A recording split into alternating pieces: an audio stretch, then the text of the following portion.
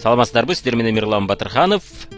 Лидерлик сабактарын улантабыз. Оюн ойногон адамдар же болбосо сиздеги жаш бала жөнүндө сүйлөшүп кетебиз жана ошондой эле эмнеге адамдар урушуп турушат, бири-бирин түшүнбөй калышат жана бири-бирин түшүнө албай, бири-бирине таасир эте албай кыйнала беришат. Ошол жөнүндө сүйлөшүп кетебиз жана бул сабакта сиз көптөгөн адамдар менен сүйлөшүүгө пайдалуу жана жашоодо, бизнесте, соода ишинде пайдалуу техникаларды үйрөнүп кетесиз. Бул сабактын пайдасы демек, тарынчак адамдар менен кантип оңой тил табышсаңыз болот.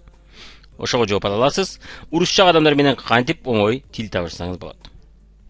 Кээ бир адамдар менен тил табышыңыз кыйын, урушуп кетесизби сиз дагы? Ушундай учурлар болуп турабы сизде?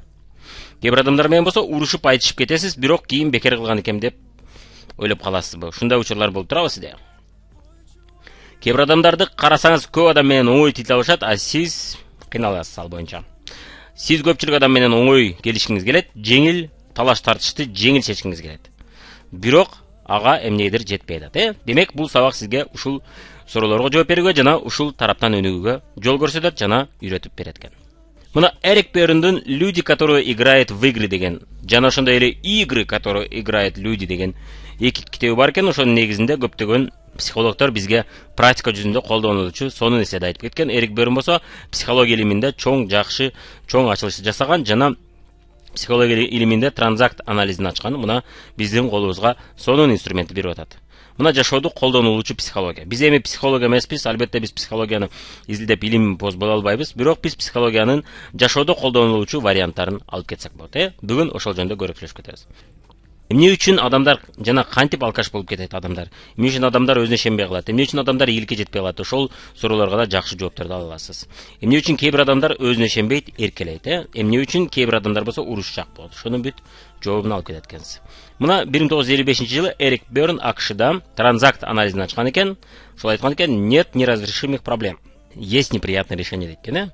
Мына сонун проблемаларды чечимин дайым тапса болот. Болгону ошол проблеманын чечимиси бизге жакпашы мүмкүн дейт. Ошол айткан экен, ар бир адам өз жашоосун өзүнүн колуна алганда гана, өз жашоосуна өзүнө жооп бергенде гана жакшы жашайт экен. Бирөөнүн колуна тапшырып коюп, жашообуз эч убакта жашообуз өзгөрбөйт экен. Ар бир адамдын ичинде мына ар кандай ролдор болот, ар кандай эго абалдар деп коет. Эго абал дегенибиз мына бир туруп биз ушул абалда болобуз, бир туруп башка абалда болобуз. Эго деген мына эго состояние деп коет. Биз жашоодо ар кандай ролдорду ойнойбуз. Мисалы үчүн аялды алалы, аял жумушта айталы мугалим дейли. Кечкурун келгенде үйдө аял катары тамак жасайт. Балдарынын астында болсо ал эне катары болот. Мына субличность деп коет кээде. Ошондой ролдорду ойнойт. Мына ушуларды эго абалда деп коет, эго состояние деп коет. Мына ошондой ролдор болот экен. Бирок биз бул ролдор жөнүндө сүйлөшпөйбүз. Ошодон тышкары дагы ар кандай ролдорду, оюндарды ойнойт экен адамдарчы. Аз көрүп кетели 3 түрдүү оюнда экен. Бирөөсү ата-эненин ролун ойнойт экен, ата-эне оюнун ойнойт экен. Сүйлөшүүдө жана башка адамдар менен маектешүүдө. Ата-эне кандай экен бул? Көп сындайт экен, үйрөтө берет экен, баарын тизип башкарат экен, өзүнүкүн бербейт экен, кам көрөт, коргойт жана дайым талаш тартышта, сөз талашта жеңип чыгат. Мына ушул ата-эне. Мен правамын, мен туура айтып атам, мен жаңылышпайм, мен адашпайм деген нерсе экен. Токтолгон адам акысыз албайт, баарына төлөш керек, кеңешип чечет. Выиграл, сен да уттуң, мен да уттум деген тактика менен жашайт экен. Чечим издейт дайым, чечим издейт, жоопкерчилик мойнуна алат жана логика менен иш кылат. Же сухой логика деп койсо болот, жалаң логика менен иш кылат экен. Бул мына токтолгон адам. Токтолгон же бой жеткен, же чоң адам экен, мына взрослый. Үчүнчү эго бул жаш бала. Мына жаш бала болсо инфант. Инфант дегенибиз бул чоңоюп калса дагы жаш бала окшоп жүрөт. Мына ошондой эркектер, ошондой аялдар болот, байкасаңыздар керек. Андайлар коомдо көп эле бар. Өзү мындай карасаң чоң эле адам, бирок сүйлөгөндөрү, кылган кылыктары жаш баланын кылыгына окшош. Эркелейт. Акысыз алгысы келет. Бир нерсени белек бербейсиңби мага? Мен сен ушу товар алатам го, мага бир белек берип койбойсуң, мен эми алтам да дейт. Ошол нерсени дүкөнгө алып айтып көрсүн, дүкөн берет экен. Бирок бизден үмүттөнөт. Бирөөдөн күтөт. Мына өзү жасап жетпестен бирөө ошо берсе экен. Ушу мен турмушта кыйналатам, же айлыгым аз болот, ушу бирөө келип мага акча берип турса жаман жакшы болот эле. Мына ушулар байда, ушулар акчасынан берип турса эч нерсе болбойт эле. Алар үчүн эми 100 000 деген акча эч нерсе деле эмес. Мага берип койсо ушу кредитим басып төг болот элем дешет. Мына бирөөдөн күтөт. Үмүт кылат бирөөдөн. Чыгармачыл адамдар, өтө чыгармага жакын адамдар болот, көңүлчөк, ачык. Ушул жагы дагы бирок жакшы, өтө көңүлчөк, өтө ачык. Мына жаш бала кандай болсо көп нерсе ошо жаш бала кезден калып кеткен болот. Ал эми ата-эненин ролунда жүргөндөр болсо, мына ата-энесин көрүп жүрүп, ошо ата-энесинен ушу ата-эненин ролуна көп үйрөнгөн болот. И ошол нерсени дайым жашоодо жасайт. Инвалид кийинки мына көз караш, бул кийинки абал бактысыз, жертва, мен эч нерсе кыла албайм, жашоом эми ушундай экен, эми эмне кылайын деп. Мына кээ бир адамдар аргасыз инвалид болуп атса, башка көптөгөн адамдар болсо өздөрү ошол жолду тандап, ошол инвалидке окшоп жашап калып атышат. Кандайча? Мен колуман келбейт, жардам көп сурайт, мен кыла албайм, мен эч нерсени өзгөртө албайм, ушундай болуп жаралгам, мен ушундай эмне өзгөрө албайм, эмне кылайын эми, мен ушундай эми деген абалга түшүп калган ушулар бар. Бул дайым болбошу мүмкүн. Кандайдыр бир кыйынчылык, депрессия учурунда, өтө катуу башына чоң иштер, чоң кыйынчылыктар түшкөндө ушундай болушу мүмкүн, убактылуу болушу мүмкүн. Кийин кайра оңой иштерди жасай баштаганда, оңой жашоо шарттары кайра келе баштаганда, кайра инвалид болбой калышы мүмкүн. Бул көбүнчө мына жаш баланын өтө мындай карасак терең өтүшүп кеткен варианты да инвалид дегенчи. Жаш баладан акырындык менен инвалидке өтүп кетет кээ бир адамдар мына депрессия учурунда. Анан кайра кимдир бирөө кайра жаш бала абалга өтөт, анан кайра акырындык менен чоң абалга. Ушул төртөөсүнүн тең, төрт абал тең бизде ар бирибизде жашайт. Кимдир бирөөдө жаш бала көбүрөөк болот, көпчүлүк учурда, кимдир бирөөдө ата эне көп болот. Кимдир бирөөдө ал токтолгон адам көп болот да. Мына бул ситуацияга жараша жана ким менен сүйлөшүп атканыңызга жараша да. Бул өзгөрүп турат экен. Кимдир бирөөдө жашоодо көбүрөөк болот бирөөсү, кимдир бирөө болсо атайын өзгөчө жетекчи болуп иштеп жүргөндөр, көп адам менен иштеп жүргөндөр, ошол психологияларды окуп турган адамдар атайын керектүү маалда ар бир абалга өзүн киргизе алат. Ата эне эки түрдүү абалда болот экен, кам көрчү же критик абалда болот. Критик абалда болгондо ал авторитардуу эрежелерди чагылдырат экен да. Көбүнчө авторитардуу эрежелерди. Анан коомдо кандай көпчүлүк эрежелер, тыюу салчу эрежелер, чектөөлөр, салттар, нормалар болсо, ошонун баары ата энеде болот экен көбүнчө. Көбүнчө ошол тил менен сүйлөйт экен да. Мына эрежелердин тили менен, тыюу салуу тили менен, чектөөлөрдүн тили менен, текшерүү, нормаларды сакта деген тил менен сүйлөйт экен. Текшерет ал, башкарат, үйрөтөт, талап кылат, күнөөлүү адамды издейт, жазалайт, күнөөгө батырат адамды. Мисалы үчүн, күнөөгө батырат дегенибиз күнөөгө киргизет. Сен ушуну кылдың, сен күнөөлүүсүң. Так что давай, оңдо катаңды. Мына сен күнөөлүүсүң, ошончо сен ушул ишти сен кылышың керек. Себеби дегенде сен күнөөлүү кылдың да, сен буздуң да муну. Себеби дегенде могу төшөктү сен буздуң да. Себеби дегенде мына бул айталы биздин отурушту сен бузуп койдуң. Ошончо давай эми кийинки отурушту сен көтөр деп мына ата эне ушуну кылат, мойнуна жоопкерчилик илет экен да бирөөнүн. Туура эмес, сен мындай кылышың керек, андай кылышың керек деп үйрөтөт. Ушундай да болчу беле деп күнөөгө мындай уялтат адамды. Тез оңдо муну, болбойт мындай дейт. Ушу оңой эле ишти да туура эмес кылып салдыңбы дейт, Дагы канча ушундай иштейсиң дейт. Уят эмесми мындай суроолорду бергениң, мындай чоң эле адамсың деп адамды уялтырат, Мына ата эне бизге кандай сүйлөсө, көпчүлүк учурда ошол тил менен сүйлөйт экен ата эне абалда, критик абалда болгондо. Ошондой эле критик абалда болгондо, сен туура эмес кылып атасың, меники туура дейт. Сага ишенип болбойт, сенин колуңан келбейт эч нерсе дейт. Сен качан оңолосуң ушу? Ушу эч адам болбой турган болдуң го. Качанга чейин ушинте бересиң дейт.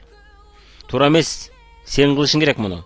Ушундай да болчу беле деп үйрөтөт экен, Уят эмеспи? Кандай адамсың өзү? Уят буятың барбы жокпу дейт. Ынсап-ынсабың барбы өзү жок дейт. Башың барбы өзү дейт, Жинди-пинди эмессиңби дейт. Андай эмес, мындай кылыш керек дейт. Сага кантип чыдайт адамдар өзү дейт. Мен сенин ордуңа болгондо минтет элем деп.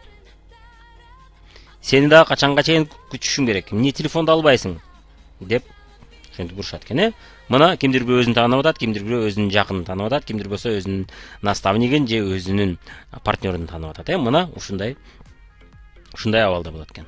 Кам көрчү абалда ата энелер дайым жакшы көргөн сөздөрү бул кылыш керек. Кам көрчү абалда болсо, мен сага ишенем деген сөздү көп айтат экен.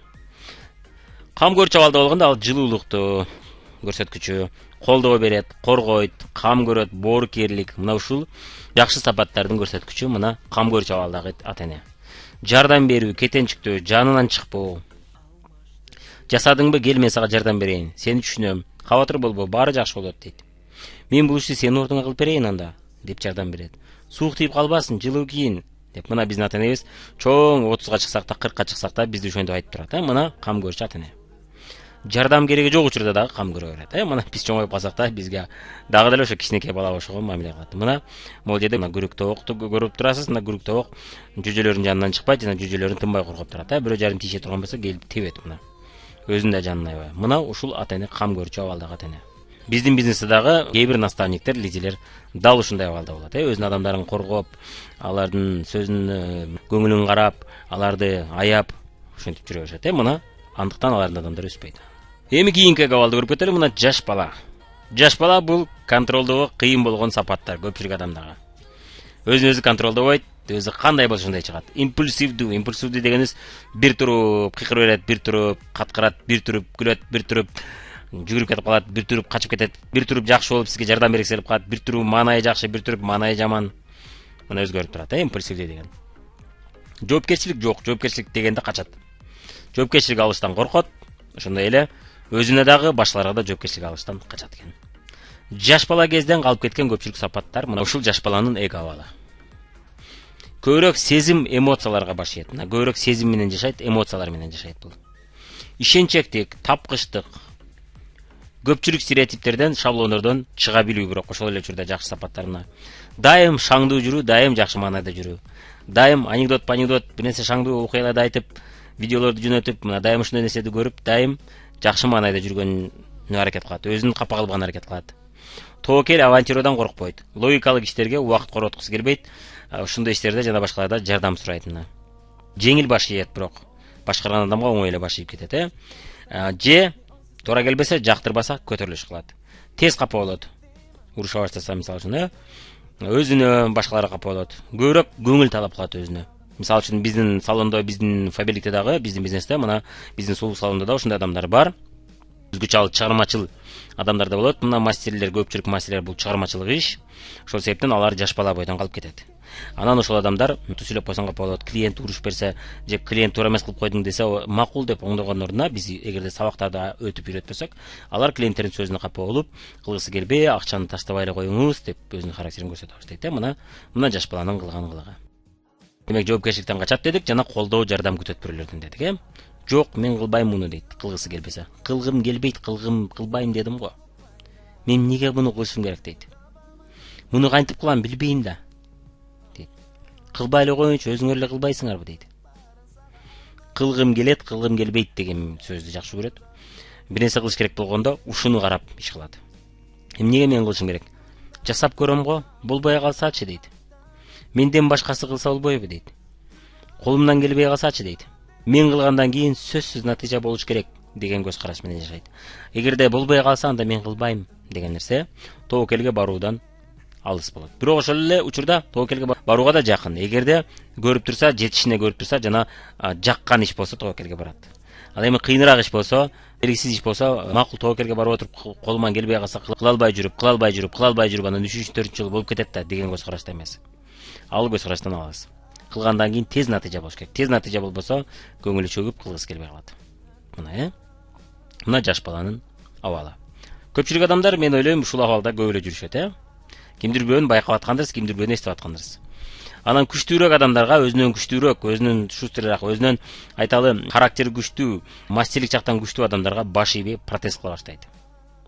Мына кээ бир учурда агрессивдүү, капризный, корс, тартиби жок адам болот.